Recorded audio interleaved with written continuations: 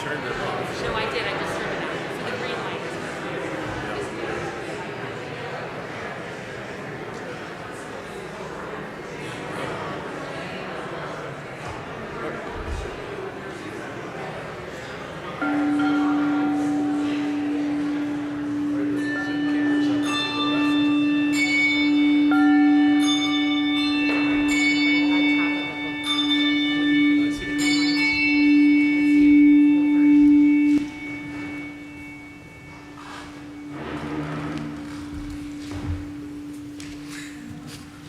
Beautiful, isn't it?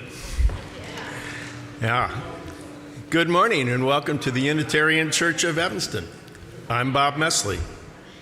Good morning. Whether this is your spiritual home or you are newly discovering our community, it is good to be together. We strive to be an inclusive and welcoming community, seeking truth in love and nurturing the human spirit for a world made whole. We are guided by our principles and values, which remind us in every moment and through each challenge that each of us is worthy of love and that we are all connected through this vast and beautiful web of existence. We come together to remember our kinship with one another and to hold one another in heart and mind with tenderness and careful attention. If you are joining us online, hi, there are many links of connection in the description below your YouTube live screen. Scroll down, including the order of service credits, ways to support our mission, and how to join our email newsletter list.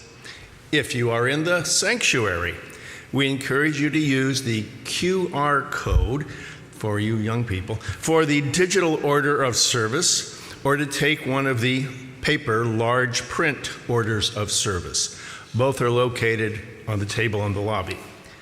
Hymnals are also available right outside the door there. We also have an inductive loop system for anyone wearing a hearing aid that is equipped with a T-coil. Your hearing aid should automatically connect if you enable the T-coil feature, so not completely auto. Those of you who do not have a T-coil enabled hearing aid, we have receivers that can pick up the loop signal, and you can listen through earphones, and those are available on the table in the lobby. A few announcements. As you may have read in the newsletter, the Endowment Task Force has completed its job of developing a list of recommendations for updating how the endowment fund will be best managed and distributed, how the endowment committee can better function, and how it should be composed. These recommendations were in the newsletter and sent to you via Realm. Please plan to attend either the Zoom town hall on January 25th or the in-person town hall here on January 29th after the service. The Evanston Interfaith Community for Reparations is inviting you to two racial justice history tours. The first is in Evanston on February 5th, and the second is on March 12th touring the MLK Museum and Memorial in Chicago. Please check the homepage of our website and newsletter for more information and how to register. And now, let us settle into our shared time of reflection, celebration, and inspiration. And as we begin our worship service, those joining online are invited to gather your chalice as we join in beloved community. So, welcome to worship.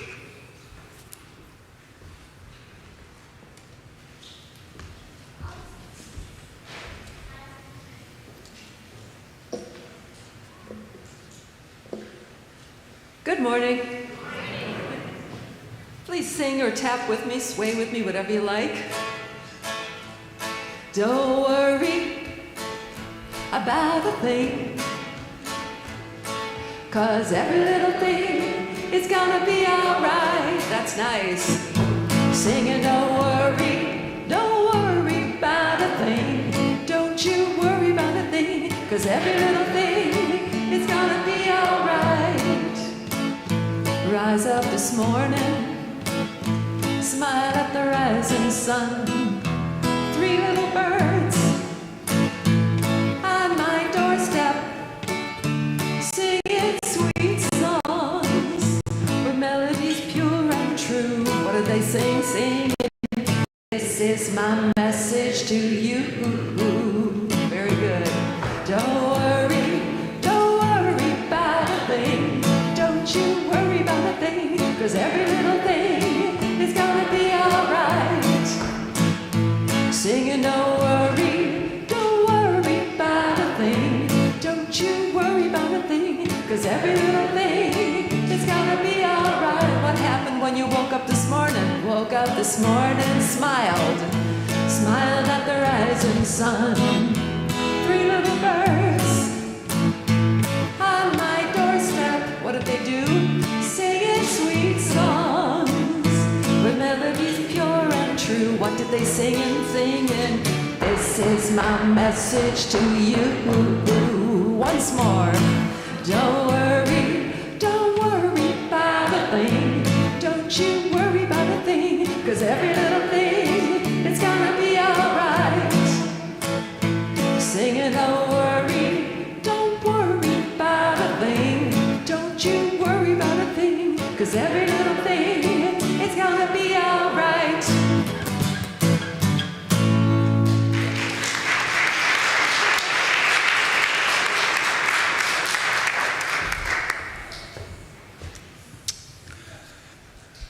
Thank you. That was great. Thank you. The Unitarian Church of Evanston resides on land that was recorded as being transferred from the local Potawatomi Nation to the U.S. government in 1829, before the Potawatomi were forcibly removed west of the Mississippi River. The land was then sold to white settlers. We remember also the hands and bodies of the black people who built up our country's culture and economy, a role forced on them originally by enslavement. We are indebted to their labor and their sacrifice since 1619, acknowledging the tremors of violence throughout the generations and the resulting impact that can still be witnessed today. These acknowledgments are one small effort toward building long-term solidarity with contemporary communities. We commit ourselves to take what we learned today and incorporate it into our lives, turning our thoughts into actions. To learn more about our congregation's land and labor acknowledgments, please visit our website. Will you share? Here we are. Share with me.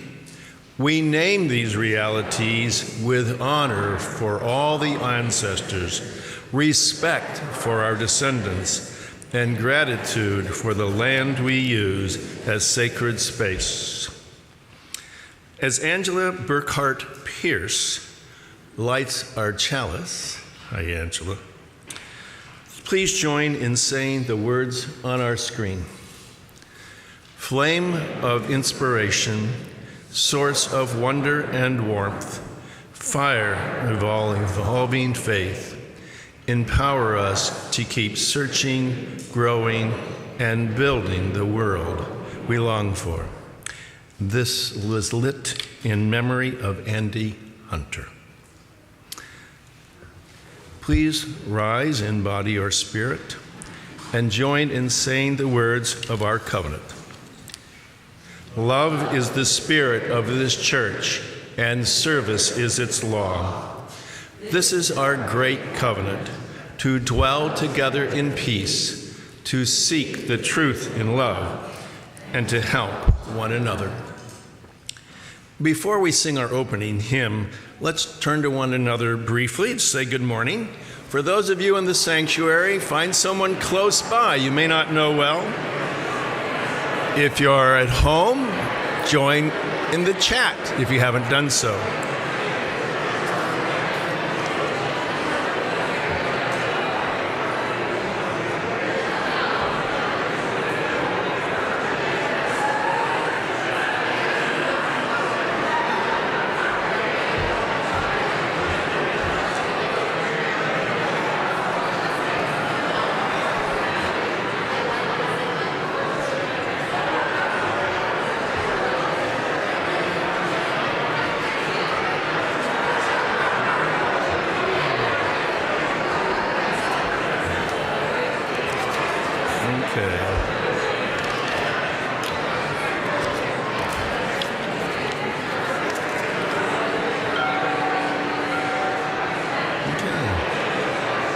Okay, let's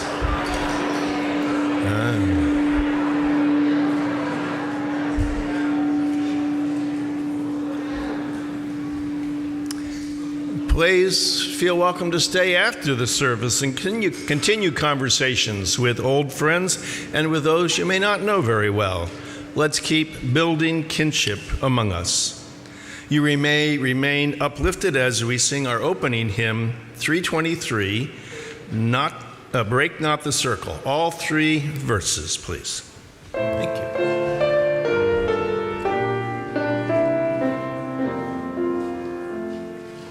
Break not the circle of enabling love, where people grow forgiven and forgiving.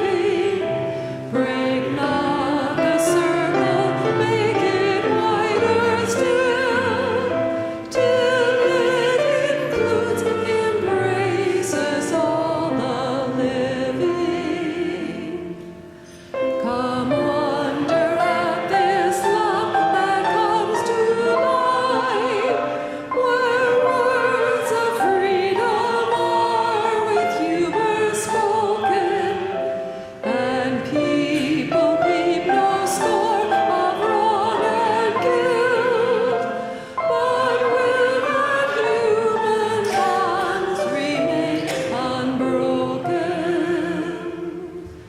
Join then the movement of the love that frees, till people of whatever race or nation will truly be themselves, stand on their feet, see eye to eye with laughter and elation.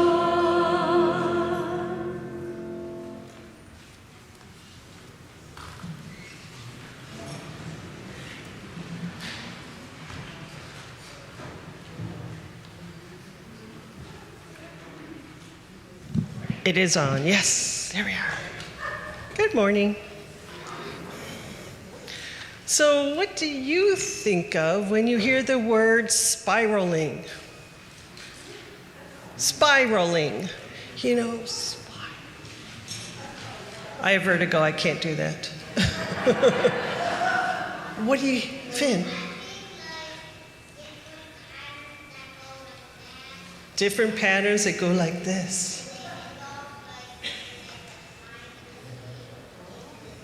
With a triangle shape in the middle. Whoa. Very exact. Very nice. All right. Well, perhaps it is a colorful top you think of. Or maybe it is spirograph. Yeah, you know that game where you had the little plastic wheels that you spin around with those colored pencils and it makes all these cool designs. Yeah. Maybe you like to draw or doodle.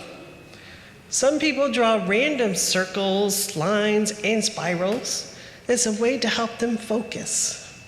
And some people, like the famous Hollywood psychic Tyler Henry, he does this as a way to become a meditative sort of trance almost when he's doing his readings.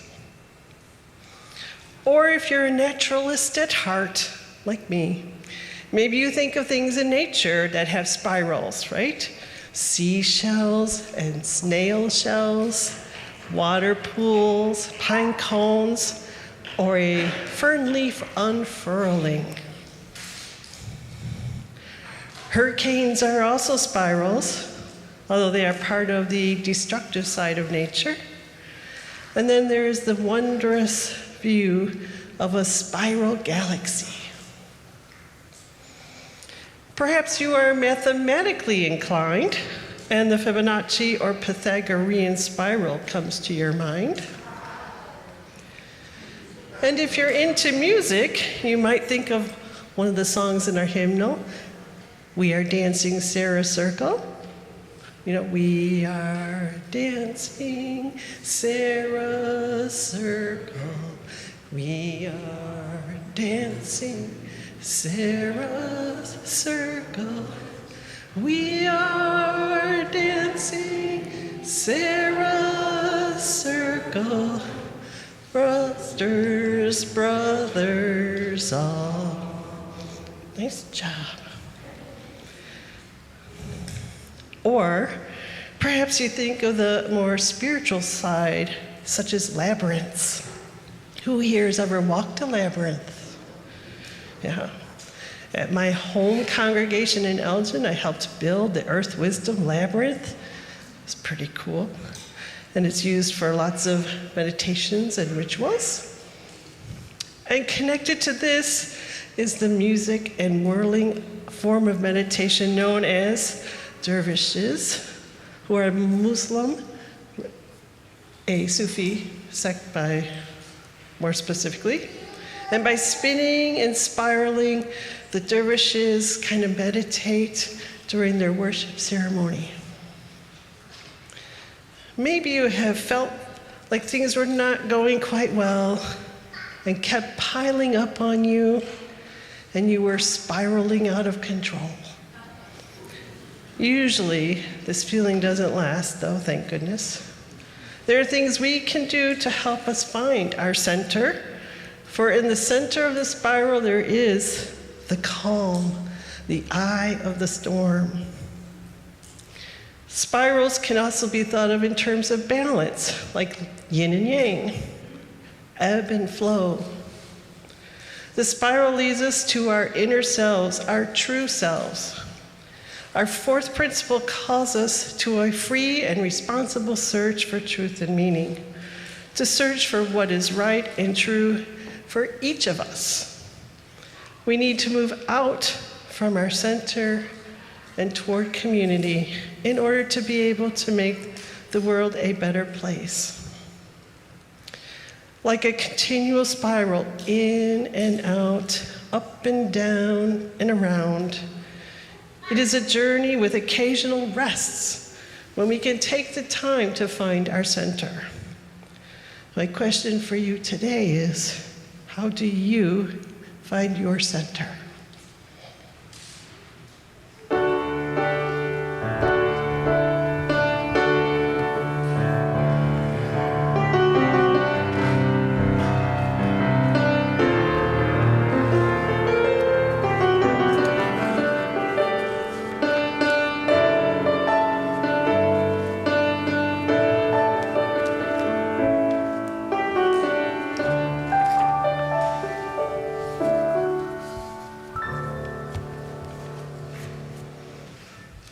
Y'all, I found this app on my phone for spirograph.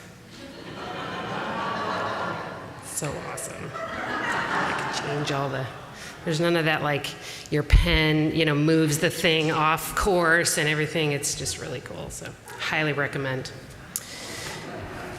I invite us to settle now into a time of quiet reflection as we share in our joys and sorrows as part of the practice of beloved community. If you have a joy or a sorrow that you would like spoken aloud in the service, you can write it in this Joys and Sorrows book found at the table back there. You can send me an email or fill out our Google form found on the homepage of our website. And if you're online, please do feel free to enter your sorrows and joys into the chat. We do try to get those and add them to the publication in Realm the following week. We listen to these offerings with tenderness and with respect, so let us quiet our bodies and our minds and our voices during this sacred time by breathing in together. Let's take in a breath together and breathe out. And breathe in and breathe out.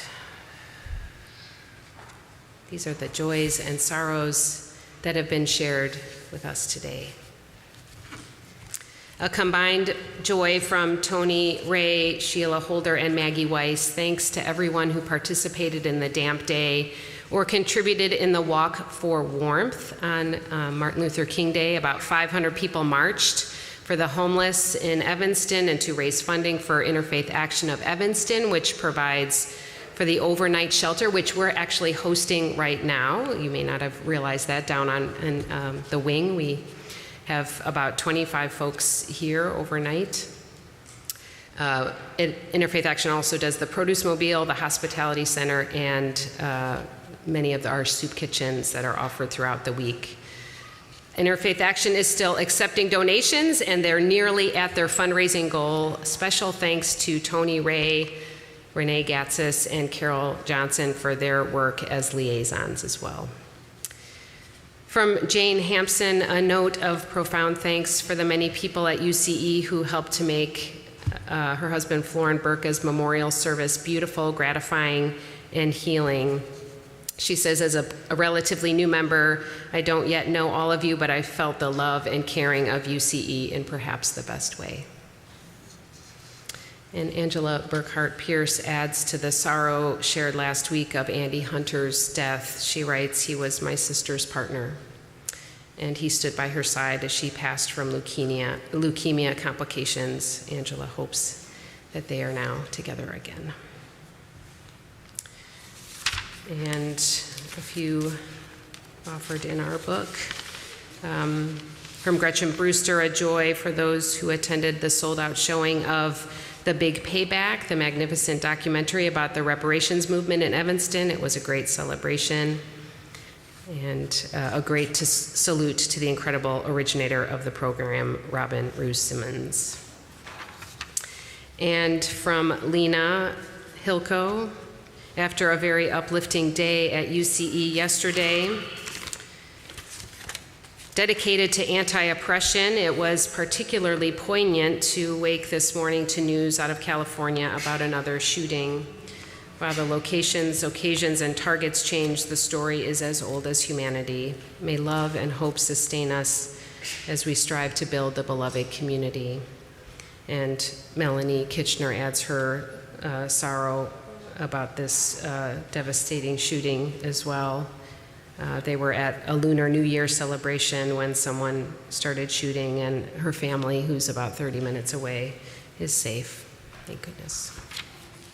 We hold the sorrow of those whose lives were lost so tragically, and to all those who love and care about those people whose lives have been changed forever. This is the sacred space for our tender offerings, and it is part of our practice of building beloved community. Together we expand our celebrations and we lessen the burden of our grief. You're invited to come forward now to light a candle for the joys or the sorrows that are held on your heart that were too tender to say out loud. And if you'd like a candle brought to you, please raise your hand.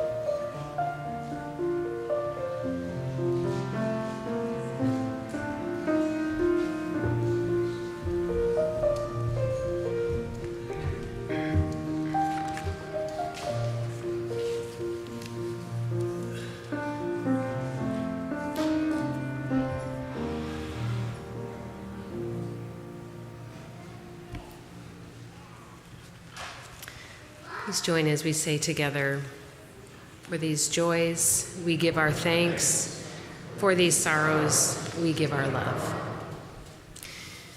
And join me now in the spirit of prayer and meditation. Source of love, spirit of life, we are grateful for this sacred space to share our joys and our sorrows. We are grateful for the healing and restorative power of community. Give us courage, love, to lean into our vulnerabilities, to trust one another, to share our deepest fears and regrets, to tell one another our cherished dreams and hopes, and to work together to make them real. May all who are hurting in the world, whether it be due to hunger, poverty, racism, injustice, violence, environmental degradation, may all who feel despair and loneliness and rage, may they know peace. May we all know liberation. May we all know safety and comfort. May those who are holding the sorrow of loss be held in the loving arms of companionship. May we find the nourishment of spirit we need within to reach beyond our inner struggles, to ease the pain of another, and in so doing, to find an ever deeper well of sustenance and joy. In solidarity, may we make the world more whole. Amen. As we sing our response, our young people, kindergarten through 8th grade, are invited to head to their faith formation time with their adult leaders. The responsive hymn is number 86, Blessed Spirit of My Life.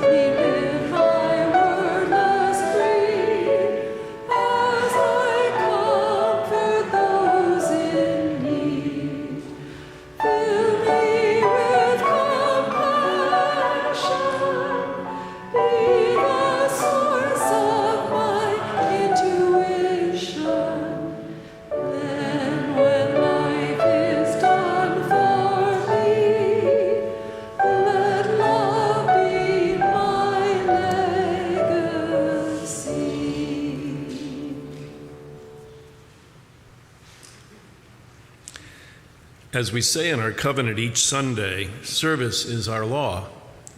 UCE is called by our mission, values, and principles to contribute to our community, to form accountable partnerships, and to express gratitude through giving.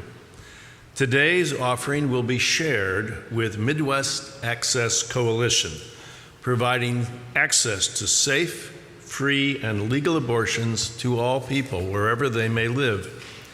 The fund assists with travel coordination and costs, lodging, food, medicine, and childcare. You may text to give mail in a check, or give from our website. If you write a check, please indicate in the memo line if your check is for the shared offering or some other giving. The ushers will come forth to collect. Please give as generously as you are able, and may what you give bring you joy.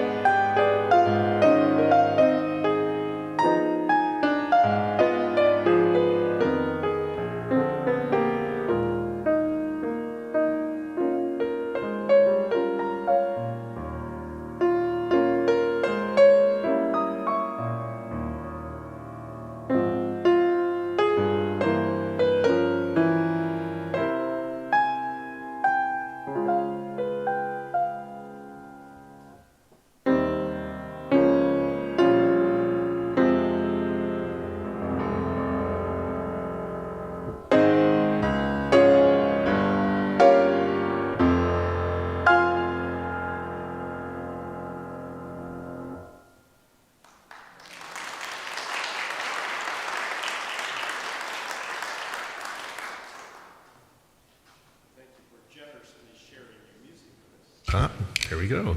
Thank you for generously sharing that beautiful music, and thank you for your generosity. Ready? Our reading, History's Road, was written by Unitarian Universalist ministers, the Reverend Clyde Grubbs, whose Texas Cherokee heritage informs his spiritual understanding and practice, as well as his anti-racist and anti-oppressive commitments. And the late Marjorie Bowens Wheatley, who was a founding member of the African American UU ministry, among other accomplishments. Source of life, the road of history is long, full of both hope and disappointment. In past times, there have been wars and rumors of wars, violence and exploitation, hunger and homelessness, and destruction of this earth, your creation. We have become a global village with a growing realization of how fragile the earth is and how interconnected we are to each other and to all creation. We cannot continue to live in the old way. We must make a change, seek a new way, a way toward peace with justice and a healthy planet. O great creative Spirit, you have given a vision of the good, and we yearn for a new way. But where are we to find the courage to begin this work? We know that a different tomorrow is possible, but how can we build it? We think of the prophets, women and men who voiced unpopular opinions, who made personal sacrifices, and sometimes lost their lives for the sake of justice.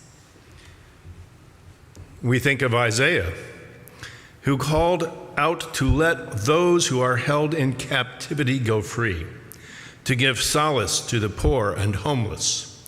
Let us be inspired by all those who work to overcome misery, poverty, and exploitation.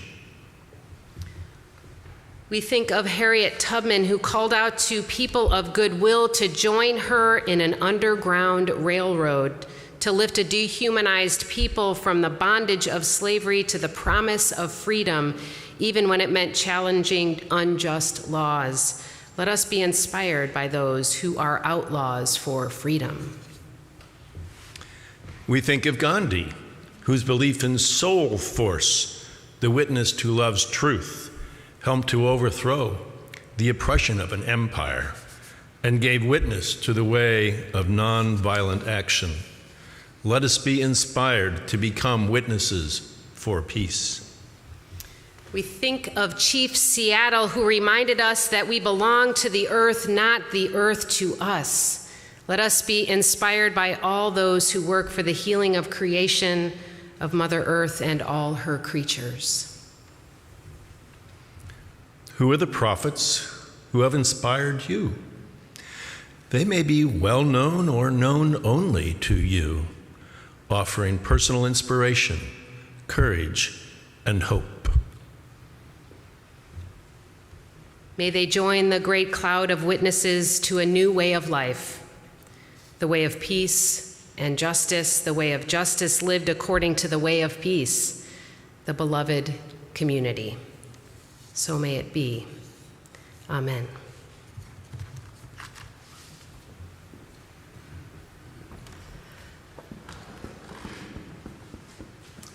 Okay, I'm going to share some gestures with you and a chant.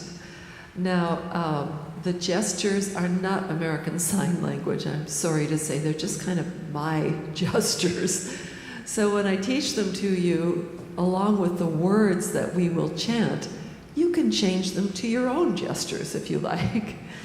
It's about spiraling. How suitable. So for spiraling, I go like this. So spiraling into the center, I tap my open hand, the center of my soul. Now the soul might be many places for you. For me, it's just about right here. Spiraling into the center of my soul. Okay, great. We do that twice. Then the words say, I am the weaver. And to me, this is kind of like weaving, the warp and the woof. Woof. I am the weaver. And then I am the woven one. So I put my fingers together like this. So I am the weaver, I am the woven one, I am the dreamer, I am the dream. I am the weaver, I am the woven one, I am the dreamer, I am the dream. We're going to do that 4 times, and if you don't remember them, that's fine. Change them if you like, or follow me if I remember them. Okay, let's start on D. Here we go. Spiraling into the center of my soul. Spiraling into the center of my soul. I am a weaver, I am the woven one, I am the dreamer, I am the dream. Repeat. I am the weaver, I am the woven one, I am the dreamer, I am the dream. Spiraling into the center of my soul.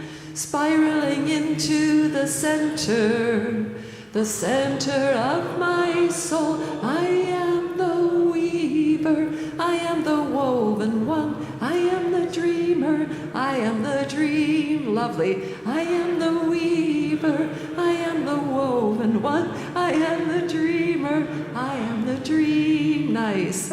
Spiraling into the center of my soul. Spiraling into the center of my soul. I am the weaver, I am the woven one, I am the dreamer, I am the dream. I am the weaver, I am the woven one, I am the dreamer, I am the dream. Once more.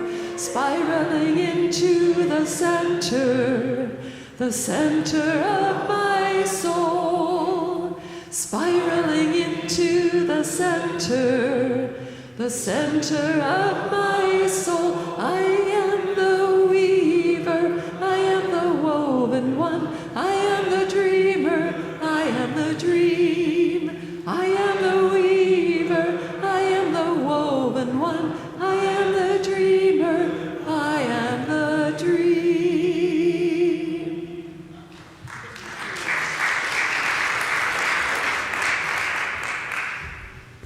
Thank you, Kristen. That was a song I heard here about, 20 years ago maybe, like a long time ago. Our youth group led it to this congregation and has stayed with me in my heart all of these years. Our reading today asked, who are the prophets who inspire you? Another way of asking this is, from what sources do you draw inspiration? I find inspiration in many places, as I'm sure that you do as well. I'm inspired by the beauty of the natural world. It's lovely to look out these windows and see the beautiful, softly falling snow. I'm inspired by the power of music to heal and to connect us. I'm inspired by the resilience of human beings to survive and even thrive through terrible sorrow and suffering. I'm inspired by the power of love to move through us, to transform us, and the tremendous possibility and creativity found through relationship. We need inspiration to fuel our spirits for the journey within and the striving out to make the world whole. When I first came to this congregation over 20 years ago, I was looking for ways to live into a deeper sense of purpose and service. I was inspired then by so many people I encountered who were living with integrity, purpose, and commitment to making the world better. I wanted to be like you when I grew up. And that sense of appreciation and inspiration that I feel among you, accompanying you as individuals and as a collective, has only grown and deepened in me over the years. You are a source of inspiration to me. One of the things that I appreciate most about our shared faith is that we draw inspiration from a rather inclusive list. If you look in front of your hymnals, some of you have them on hand, either the gray or the teal, you'll find part of the covenant of our Unitarian Universalist Association, that part of our association's bylaws known as Article 2, which contains the 7 principles, though many congregations, including ours, have adopted an 8th principle. It's not printed in the books yet. And our 6 sources. The explicit sources of our living tradition where we find wisdom and inspiration include, Adam, if you can put that up on the screen, the direct experience of that transcending mystery and wonder affirmed in all cultures, words and deeds of prophetic people, wisdom from the world's traditions, religions, Jewish and Christian teachings, humanist teachings, and spiritual teachings of earth-centered traditions. As many of you know, and as I've talked about several times now, our wider association, which again includes all of us, is in a process of reviewing this section of our bylaws, as we are bound to do every 15 years or so, because ours is an ever-evolving and transforming faith. And I'm excited to tell you that the most recent draft of the proposed revisions to Article 2 just dropped this week. Boom. I know, right? Mind-blowing. This draft is the result of hundreds of hours of conversation and feedback sessions, input from thousands of people and thousands of responses to surveys after the first draft was issued this fall. The full report of the Article 2 Commission, which was presented to the UUA Board of Trustees this month, is in our newsletter.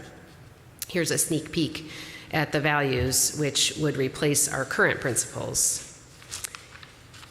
It might be a little hard to read those words, but you'll notice that there are lots of differences from our current list of principles. One is that the value of love is at the center of the other 6 values that they've named: interdependence, equity, transformation, pluralism, generosity, and justice. And this is just a graphic. The values are stated as those one-word, easy-to-remember words, but then there's a longer description of each value with an action piece, the covenants that we are agreeing to enact as we strive to live each of the values. And I like that they changed the word evolution to transformation as a value. That's just my personal preference. Our discussions here at UCE, when we were deciding on our shared values, really the word transformation came up a lot. So there's a lot to unpack here, and we have a long time to do it as an association. We're going to be processing, discussing, and voting on these coming up. At our next General Assembly this June, which is in Pittsburgh this year, we'll be voting to study this proposed Article 2 revision, and then we would not vote to approve them as a whole association until the 2024 General Assembly. So again, we have a long time. It's a long and thoughtful process, as it should be. So today I want to just focus on the part of the new proposed statement called our inspirations. So it's broken up into the values and the covenants and inspirations and purposes. So as I mentioned earlier, since 1985, the sources have been expressed as a list of sacred texts and prophets and traditions and experiences that inform our faith. So the latest version is a big shift. It changes the language to inspirations and takes out the list that I showed you earlier and replaces it with this statement. As Unitarian Universalists, we use and are inspired by sacred and secular understandings that help us to live into our values. We respect the histories, contexts, and cultures in which they were created and are currently practiced. These sources ground us and sustain us in ordinary, difficult, and joyous times. Grateful for the religious ancestries we inherit and the diversity which enriches our faith, we are called to ever deepen and expand our wisdom. So again, comparing the current sources with the new proposed inspirations, if you can put them side by side, Adam, the most obvious change is that there's no specific sources listed in the new version. Specificity can be helpful, but as soon as you start to list things, we're including some things and excluding other things and putting them into a sort of hierarchy.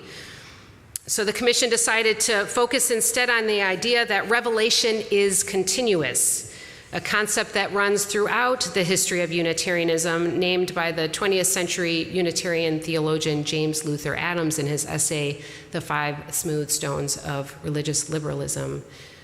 Revelation is continuous means that new understanding, deeper truth, and evolving wisdom can be found in infinite sources and experiences. This is our ongoing quest. Unitarian Universalism is a tradition without a fixed or single sacred text. All of life is sacred text, and inspiration is an ongoing, ever unfolding journey. I like this new way of naming our inspirations as the sacred and secular understandings that help us to live our values. And I also like that the Commission addressed concerns about misappropriation. While wisdom is not owned by any one culture or people, we acknowledge our interdependence, our relationship with each other, between cultures and across all communities. When wisdom and inspiration are drawn from a particular group or person, especially when that person or group is marginalized, it is important to understand and to hold with respect how that wisdom was gained.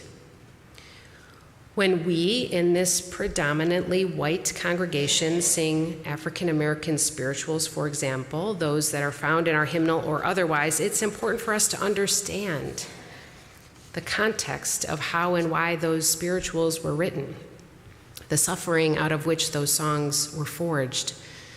As a white person, to sing, as many of us did last week, we have come, treading our path through the blood of the slaughtered. We must ask ourselves, who is the we? And we must understand and hold with reverence and regret the context of slavery and oppression through which those words were written. When we honor our sources of inspiration, knowing as much as we can about where that wisdom comes from, the journey of discovery opens up further possibility and wisdom from an ever-widening and flowing stream.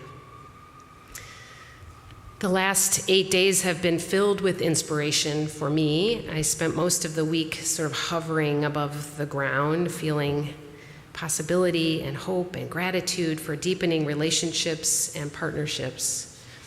After last Sunday's service here, I attended the Interfaith Martin Luther King Jr. service at Faith Temple Church of God in Christ, which was a service I helped plan with Dr. Neighbors.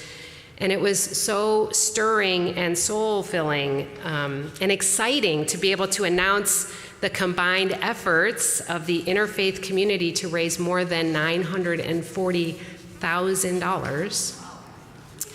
Yes. For the Evanston Reparations Community Fund. The energy of love in action in that room was palpable.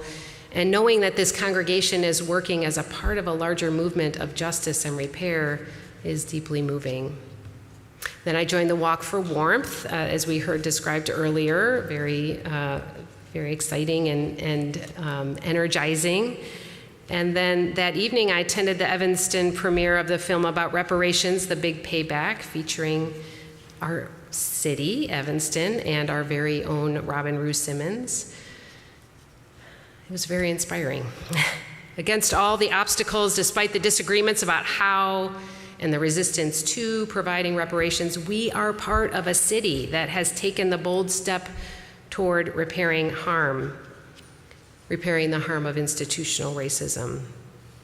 And I'm humbled and I'm motivated by the shared understanding that we will never be able to undo the past, but we continue to try to learn from that history, to live into the future with honesty, healing, and working toward liberation for all of us.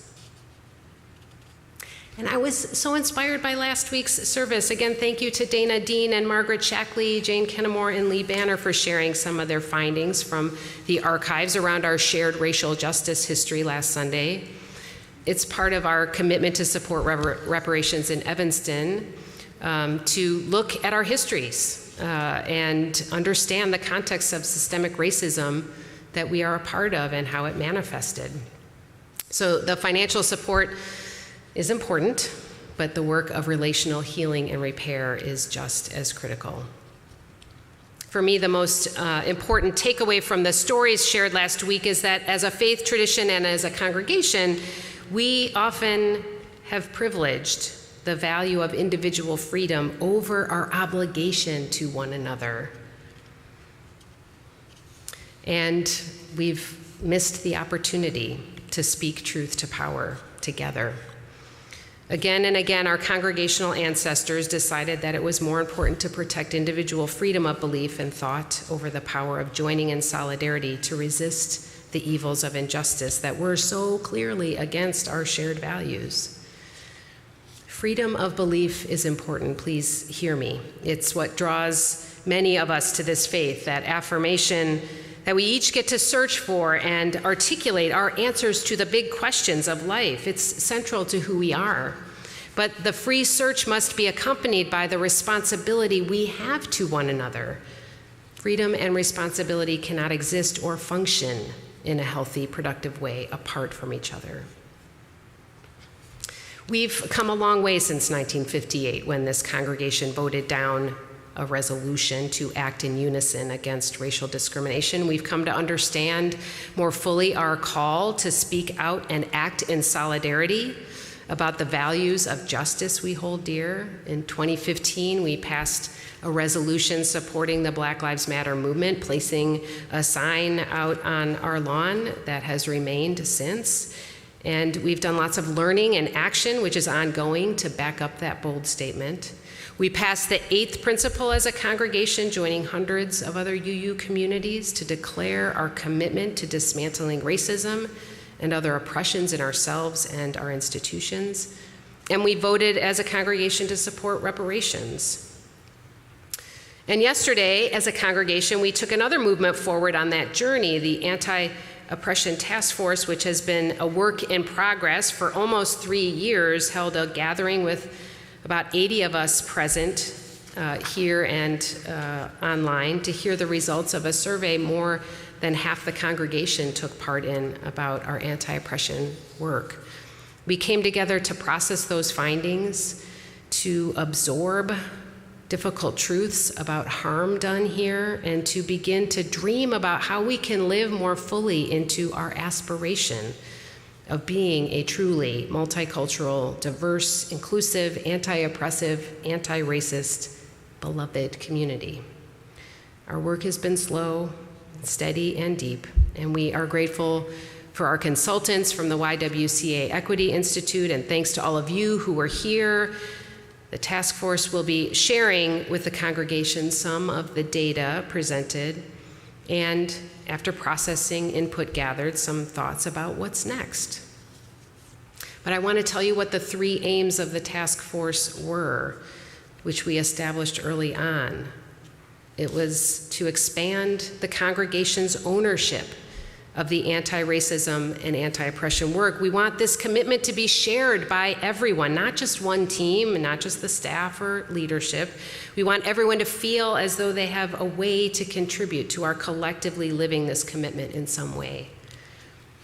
Secondly, we wanted to increase power sharing at UC, which means greater transparency and accessibility about the way power moves within our system, and a clear invitation and encouragement for all to take part in sharing in the decision-making and leadership. And then third, encouraging radical inclusion and hospitality. This is about deepening our practice of building beloved community, of addressing and interrupting harmful macro and microaggressions when they occur, of thinking about who isn't in the room and figuring out why, so that we all might feel a sense of deep belonging without needing to put on protective armor to be a part of this faith community. What would it mean to hold these aims at the center of all we do as a congregation? What would it mean for us to build our capacity to listen to each person's struggles and perspectives, no matter how different from our own?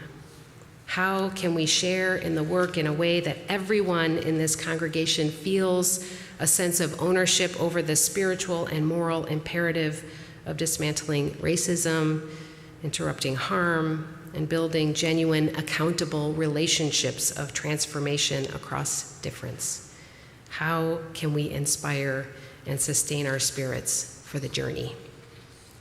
This is long-haul work, beloveds. This is the work of a lifetime. And the good news is that we have so many partners, so many to join in solidarity with, so many who are ready to share the journey. Just want to make another plug for those 2 bus tours, February 5th and March 12th. Check the newsletter. I really hope that you join in those efforts, and that'll just be one other event, another way of getting connected and building relationships. We'll follow those tours with conversations amongst different congregations. There's no one way. There are countless ways to get involved, infinite sources of inspiration to keep us committed and engaged, and it can all seem a little overwhelming. None of us can possibly do it all. The journey of building beloved community of reparation and healing is an ongoing spiral journey. It is inward, spiritual, and honest, and courageous. It is a journey of community, of knowing we are stronger together as we struggle to resist the forces of oppression for all of us. It is an outward journey of looking into each person's heart with reverence and new understanding, of building power, inspiration, and courage as we dream of a world made truly whole. We delve within to uncover harm done and privileges unearned. We reach out to grow in solidarity, mutual care, and empowerment. We are on this journey, each of us and all of us together. May we continue with joy and resilience and a sense of possibility. May we continue to find sustenance through the transforming power of love. Amen, and blessed be.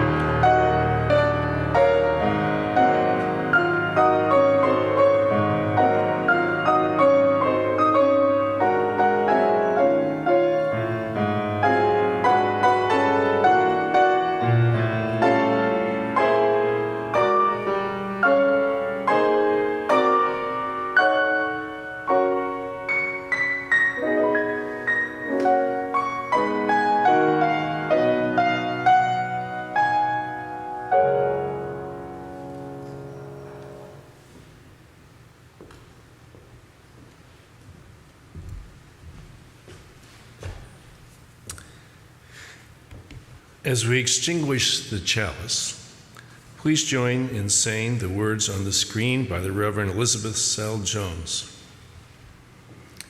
We extinguish this flame, but not the light of truth, the warmth of community, or the fire of commitment. These we carry in our hearts until we are together again. Please rise in body or spirit and join in singing our closing hymn, number 1028, Fire of Commitment, verses 1 and 3.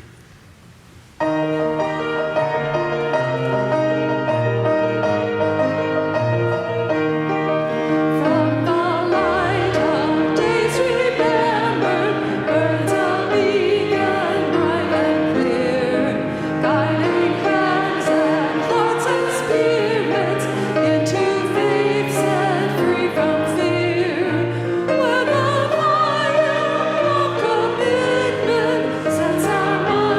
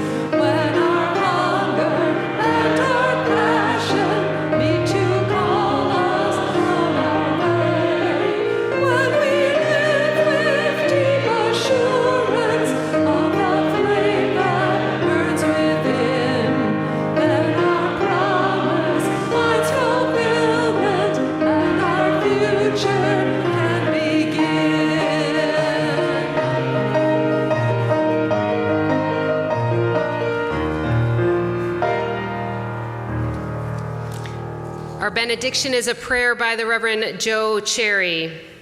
This is my prayer. Please let the center hold.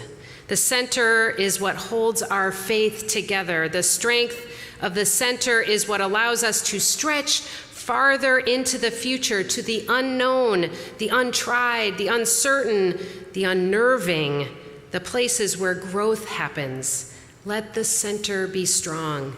And let the center of this living tradition move with the times. Let the center of our living tradition lead the times. May the strength of the center strengthen us as we seek, as we embody compassion, work for equity, demand justice for all. Let our center hold, strong as an oak tree, flexible as the willow tree, life-giving as an orange tree, evergreen as the pine tree, and as beautiful as the almond tree in blossom. Go in peace, beloveds.